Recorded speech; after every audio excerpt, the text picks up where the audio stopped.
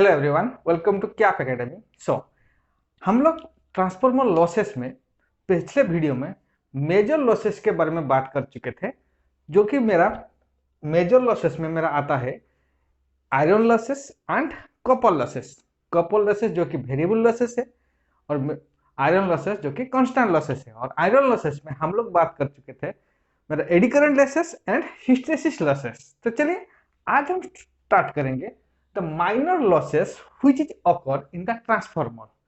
तो जैसे कि माइनर लॉसेस जो भी है मेरा, वो इतना गेट के लिए इंपॉर्टेंट नहीं है, लेकिन गेट के अलावा और जो भी सारा एग्जाम होता है उसमें कुछ ना कुछ आपका शॉर्ट क्वेश्चन आने का पॉसिबिलिटी है माइनर लॉसेस के ऊपर में। तो चलिए स्टार्ट करते हैं माइनर लॉसेस।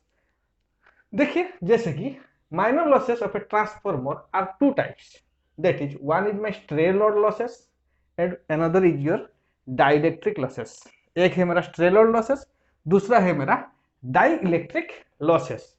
तो स्ट्रे लोड लॉसेस को मैं फिर से दो भाग में डिवाइड करता हूं। One is copper stray load losses, stray load losses, okay. Then number two is iron stray load losses, okay. तो ये जो लॉसेस है ये बहुत, इसका परसेंटेज जो है ट्रांसफार्मर में बहुत ज्यादा कम है, इसीलिए मैं इसको माइनर लॉसेस के कैटेगरी में ले रहा हूँ, ठीक है। तो this is about your minor losses. तो चलिए एक बाय एक और वन बाय वन हम डिस्कशन करेंगे। What is my copper stray load losses and what is my iron stray load losses, and उसके बाद हम डिस्कशन करेंगे what is the dielectric losses in the transformer.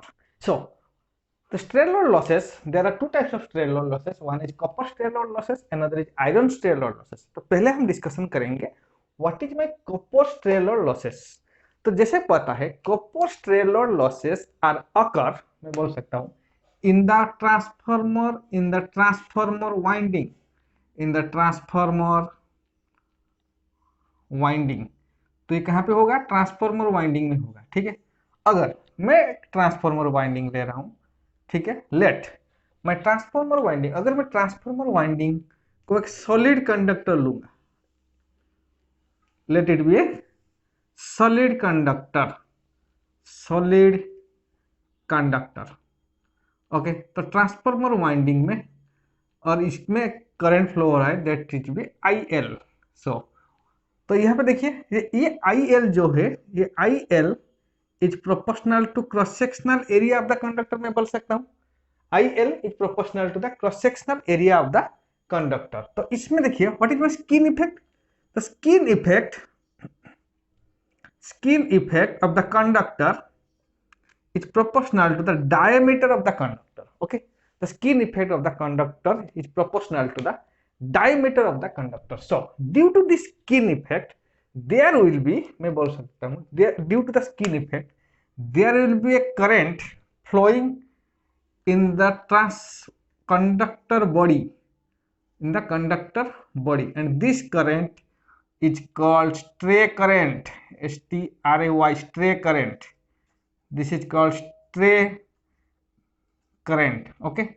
so due to the skin effect, मैं बोल सकता हूँ, due to the skin effect, due to the skin effect a local current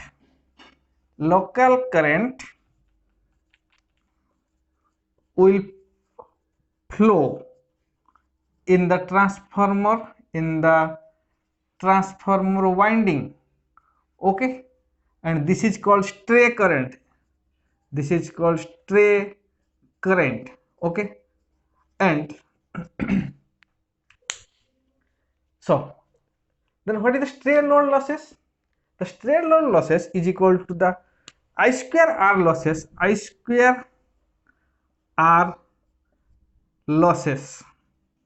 और इसको हम बोलेंगे stray load losses,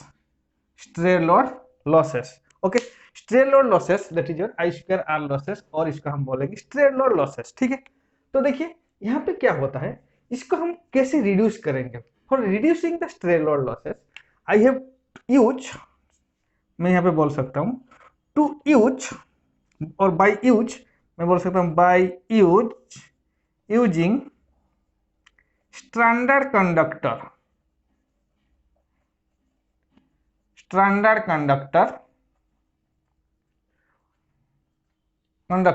we reduce the stray load losses, copper losses, okay, stray load copper losses, ठीक है। तो स्ट्रे लोड लॉसेस को reduce करने के लिए हम क्या करेंगे, instead of using solid conductor we use standard conductor और मल्टीपल स्टैंडर्ड कंडक्टर। तो इसमें क्या होगा, सपोज मैं एक मल्टीपल स्टैंडर्ड कंडक्टर ले रहा हूं, तो यहाँ पे मल्टीपल स्टैंडर्ड कंडक्टर ले रहा हूं, तो इसमें क्या होगा ना, मेरा जो डायमीटर है, तो diameter of the conductor is reduce, तो कंडक्टर क्या होगा, रिड्यूस हो जाएगा। So if the diameter of the conductor is reduce then the skin effect is reduce. So if the skin effect is reduce then क्या होगा, तो यहाँ पे देखिए, तो diameter of the conductor is reduce by using standard conductor so that the skin effect is reduced. If the skin effect is reduced, then stray load losses is reduced. Stray load losses और stray load current मेरा reduce हो जाएगा. If stray load current is reduced, then the copper stray load current losses is reduced. ठीक है, तो इसमें क्या होगा, तो ये जो करंट, ये जो stray load losses और ये जो stray load copper losses, ये किसके ऊपर डिपेंड करेगा, it will depends on the load current which is variable. ये वेरिएबल करंट है, ठीक है। So this is called a variable losses. So copper stray load losses is also known as a variable, मैं उसको variable losses भी बोल सकता हूँ, वेरिएबल लॉसेस, क्लियर। और क्या होगा, जो भी मैं स्टैंडर्ड कंडक्टर यूज करूंगा उसके बीच में हम क्या करेंगे, एक एनेमल नाम का एक कोटिंग दे देंगे to reduce the skin effect. तो क्या होगा इस बीच में, तो क्या होगा, मैं एनामल कोटिंग यूज करूंगा हर एक स्टैंडर्ड में, हर एक स्टैंडर्ड कंडक्टर में हम क्या करेंगे, एनामल कटिंग यूज करेंगे to reduce the stray load copper losses. So this is all about the stray load copper losses which is depends on the skin effect.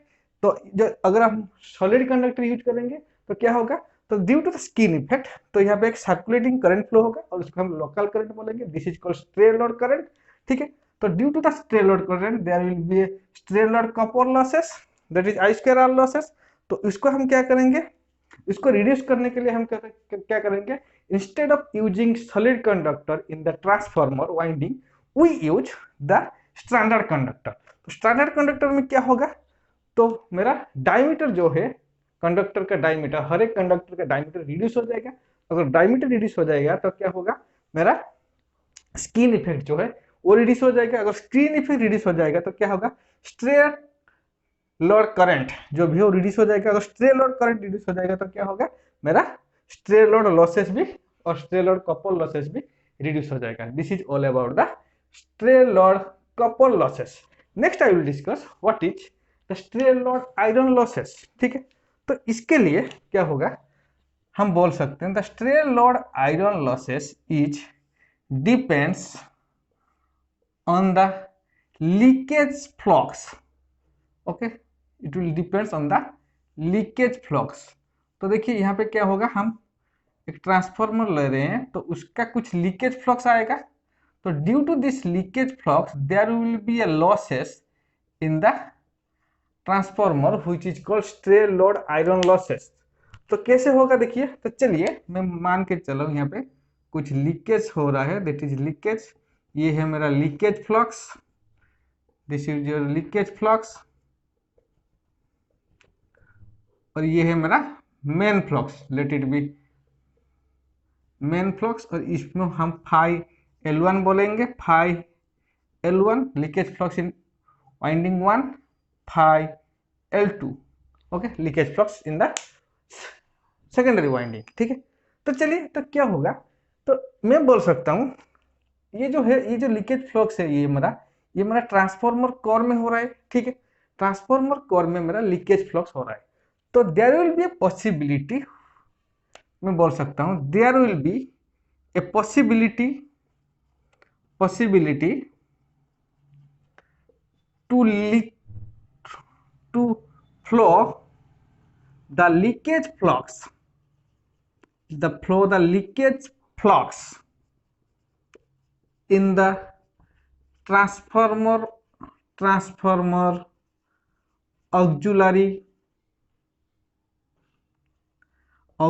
part। तो क्या होगा, ये जो ट्रांसफार्मर कोर है, मैं ट्रांसफार्मर का एक कोर को हम क्या करेंगे, टैंक के अंदर रखेंगे। तो there will be a possibility of to flow the leakage current. ये जो लीकेज करंट ये क्या होगा, जो भी मेरा ट्रांसफार्मर का ऑक्सिलरी पार्ट होगा उसमें फ्लो करेगा, ठीक है, और उसको लिंक करेगा।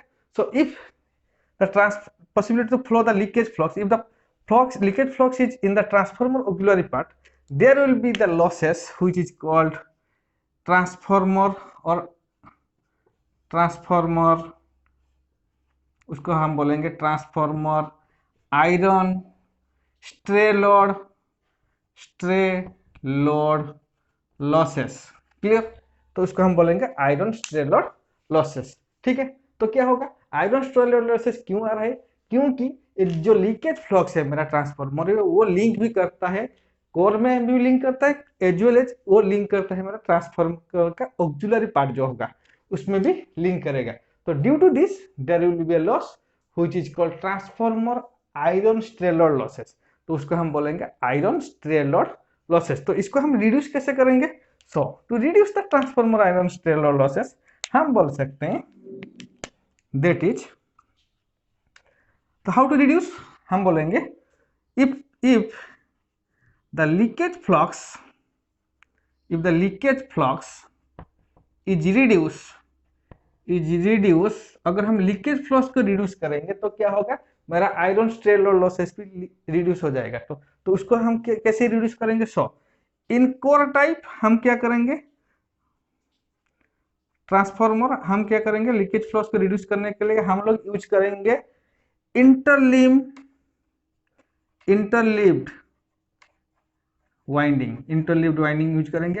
तो इंटरलीव्ड वाइंडिंग क्या है, तो मेरा पहले हम जो भी कोर आएगा उसमें पहले हम HP winding LV winding place करेंगे, उसके बाद लैमिनेशन प्लेस होगा, उसके बाद HV वाइंडिंग प्लेस होगा।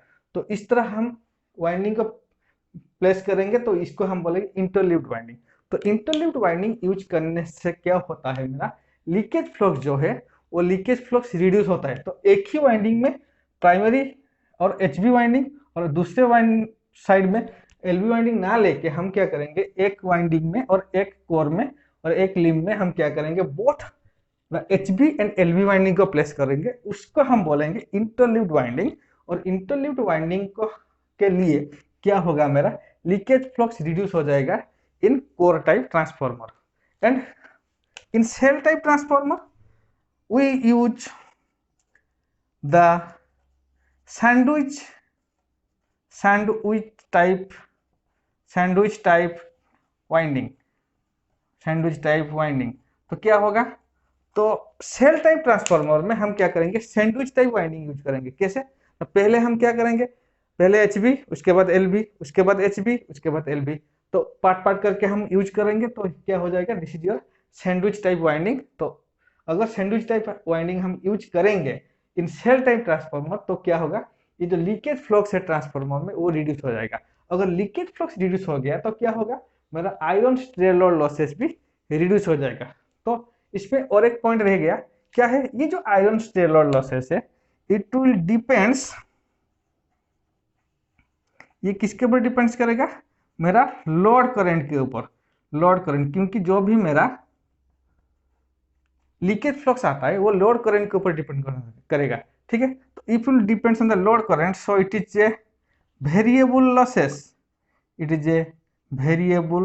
लॉसेस। ठीक है, तो ये हो गया हमारा वेरिएबल लॉसेस। तो क्या होगा, कॉपर स्ट्रे लोड लॉसेस भी एक वेरिएबल लॉसेस है इन the transformer, and iron stray load losses भी एक वेरिएबल लॉसेस है इन द ट्रांसफार्मर। ठीक है, तो ये हो गया हमारा stray load losses which is copper stray load losses and iron stray load losses. तो चलिए, आयरन स्ट्रे लोड लॉसेस क्यों होता है, क्योंकि to the link of the leakage flux in the transformer auxiliary winding, auxiliary parts. ठीक है, तो इसके लिए क्या होगा मेरा, हम क्या करेंगे, अगर इसको हम कैसे रिड्यूस करेंगे, for core type transformer we use interleaved winding and for shell type transformer we use sandwich type winding so that the iron stray load losses is also reduce. ठीक है, ये भी एक वेरिएबल लॉसेस है, copper stray load losses भी एक मेरा variable losses है, क्योंकि दोनों का दोनों लॉसेस है मेरा लोड करंट के ऊपर डिपेंड करता है, और लोड करंट है एक वेरिएबल।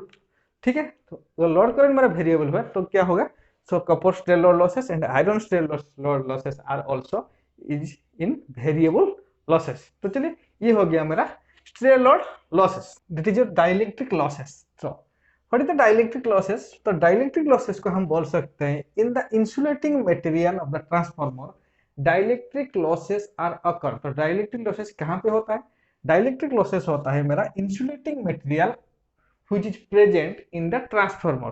तो इंसुलेटिंग मटेरियल मेरा बोथ सॉलिड एंड लिक्विड। तो सॉलिड इंसुलेटिंग मटेरियल अगर बात करूं तो ये कहाँ पे होगा, सॉलिड। तो सॉलिड मेरा वाइंडिंग, कोर एंड वाइंडिंग में होता है, कोर एंड वाइंडिंग। ठीक है, second one is your winding and winding, winding and winding. ठीक है, and that is your liquid. कहां पे होता है, लिक्विड मेरा जो है लिक्विड इंसुलेटिंग मटेरियल मेरा ट्रांसफार्मर ऑयल, ट्रांसफार्मर ऑयल। तो ये जो ट्रांसफार्मर ऑयल है ये क्या क्यों के लिए, ये ट्रांसफार्मर ऑयल मेरा ट्रांसफार्मर कूलेंट में यूज होता है और एक डाइलेक्ट्रिक ट्रांसफार्मर डाइलेक्ट्रिक में यूज होता है। ठीक है, तो ये दोनों है मेरा solid insulating material and liquid insulating material. ठीक है, तो जो भी मेरा डाइलेक्ट्रिक लॉसेस होगा वो कहां पे होगा, it will present in the insulating material of the transformer. Clear. तो चलिए मैं एक यहाँ पे एग्जांपल ले रहा हूँ। ठीक है, तो कैसे होता है, तो मैं एक यहाँ पे वाइंडिंग ले रहा हूँ, दो winding, one is my H B winding, second one is my L B winding. तो एच बी वाइंडिंग का मेरा वोल्टेज है 11 kV, एल बी वाइंडिंग का वोल्टेज है मेरा 3.3 kV। क्लियर। तो यहाँ पे देखिए ये भी इम्प्रेस्ड कितना होगा that is 11 kV minus 3.3 kV that is 7.7 kV। ठीक है, सो मैं पहले बोल सकता हूँ in the dielectric material there is no free electron. Dielectric material में मेरा फ्री इलेक्ट्रॉन नहीं होता है। ठीक है, so if there is no free electron then current will not flow. So if we apply, उसके बाद हम बोलेंगे if we apply a small amount of voltage, अगर मैं small amount of voltage apply करूंगा कहां पे, डाइलेक्ट्रिक मटेरियल में, तो क्या होगा, there will be a conversion of all the atoms. तो क्या होगा, उसमें जो भी एटम्स होगा वो क्या होगा, it will converted into the electric dipoles. ठीक है, it will converted into the electric dipole. Clear. तो क्या होगा, इसमें जो भी है ये जो है मेरा डाइलेक्ट्रिक मटेरियल और इंसुलेशन मटेरियल, तो इसमें क्या होगा, इसमें मेरा फ्री इलेक्ट्रॉन नहीं होता है। ठीक है, फ्री इलेक्ट्रॉन नहीं होता है। अगर मैं इसमें small amount of voltage apply करूंगा तो क्या होगा, there will be conversion of all the atoms present in the dielectric material और insulating material into the electric dipole. Clear. So that there will be displacement of charge. तो उसके लिए क्या होगा, मेरा चार्ज का डिस्प्लेसमेंट होगा। So a small amount of current will flow, हम बोलेंगे so the current will flow, current will flow. तो इस करंट को हम बोलेंगे डाइलेक्ट्रिक करंट, डाई इलेक्ट्रिक, तो उसको हम बोलेंगे डाइलेक्ट्रिक करंट। क्लियर। तो this is the dielectric losses. तो इसका हम एटॉमिक बिहेवियर जानेंगे, तो कैसे होता है मेरा एटॉमिक बिहेवियर। तो चलिए बात करते हैं, उसको हम तीन पार्ट में डिवाइड किए हैं, पार्ट 1, पार्ट 2 एंड पार्ट 3। तो चलिए व्हाट इज माय पार्ट 1। तो पहला है मेरा if the applied voltage is zero that is my V impressed, जो कुछ भी मैं वोल्टेज नहीं दे रहा हूँ, V impressed is equal to zero, तो उसको हम बोलेंगे न्यूट्रल स्टेट। ठीक है, तो क्या होगा इस न्यूट्रल स्टेट में, द न्यूट्रल स्टेट में the outermost electron are symmetrically distributed. जो भी उसके अंदर एटम होगा वो क्या होगा, सिमेट्रिकली डिस्ट्रीब्यूटेड होता है। ठीक है, फिर in neutral state, so if it is symmetrically neutral distributed then क्या होगा, the negative charge will coincide with the positive charge. इसमें जितना भी नेगेटिव चार्ज होगा वो क्या होगा, उसके अंदर जो भी पॉजिटिव चार्ज है उसके अंदर कोइंसाइड हो जाएगा। ठीक है, तो this is the neutral state. ठीक है, पॉइंट 1 हो गया। पॉइंट 2 है मेरा इफ, तो उसको हम क्या, पॉइंट वन में क्या था मेरा भी इम्प्रेस्ड जो था ये वोल्टेज मेरा 0 था। उसके बाद इफ द भी impressed value is greater than equal to the breakdown V breakdown, तो उसका एक ब्रेकडाउन वोल्टेज होता है।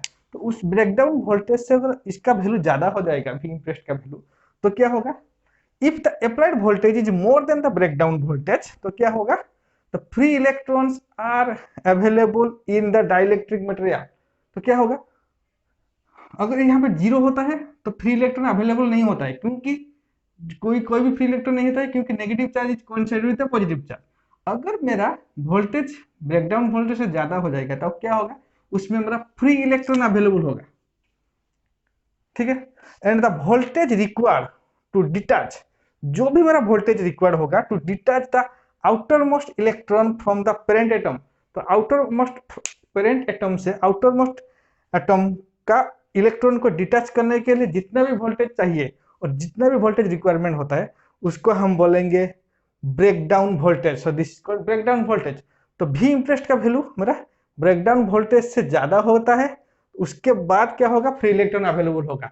तो अगर भी इम्प्रेस्ड का वैल्यू 0 होगा, there is no free electron, it is called neutral state. If the भी impressed value is greater than equal to the V breakdown voltage, then there will be a free electron present in the atom and this is called breakdown stage। तो पहला था मेरा neutral state, उसके बाद आ जाएगा मेरा breakdown stage. तो इसको हम बोलेंगे ब्रेकडाउन वोल्टेज। क्या है breakdown voltage, the voltage required to detach the outermost electron from the parent atom is called breakdown voltage. Clear. उसके बाद आएंगे नंबर 3 में, that is if the V impressed value is greater than 0 but less than V breakdown। तो इस state में क्या होता है, इसको हम बोलेंगे पोलराइज स्टेट। क्यों, there is no free electrons are available, इसमें भी मेरा फ्री इलेक्ट्रॉन अवेलेबल नहीं होता है, ठीक है।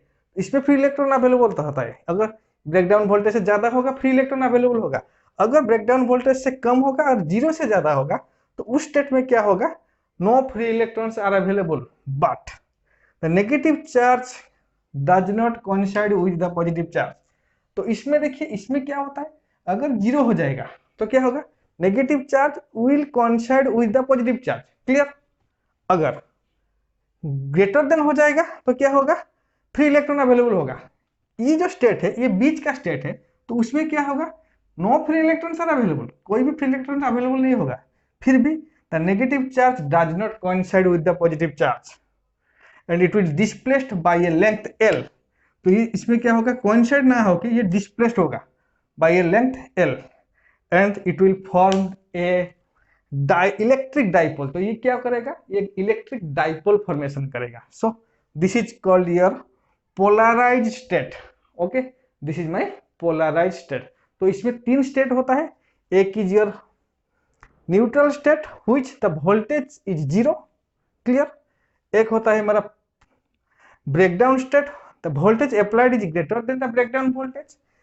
Third one is my polarised state which the voltage applied is in between 0 and the breakdown voltage which is called my polarised state. ठीक है। तो this is all about the dielectric losses of the transformer which is a minor losses. ठीक है। तो यहाँ पे देखिए, हम आप यहाँ पे पूरा माइनर लॉसेस डिस्कशन किए हैं, that is my stellar losses and dielectric losses. और स्टेलर लॉसेस में हम लोग डिस्कशन किए हैं copper stellar losses and iron stellar losses, जो कि दोनों की दोनों मेरा वेरिएबल लॉसेस है। और उसके बाद क्या होता है, ये यहाँ पे dielectric losses. For this, thank you.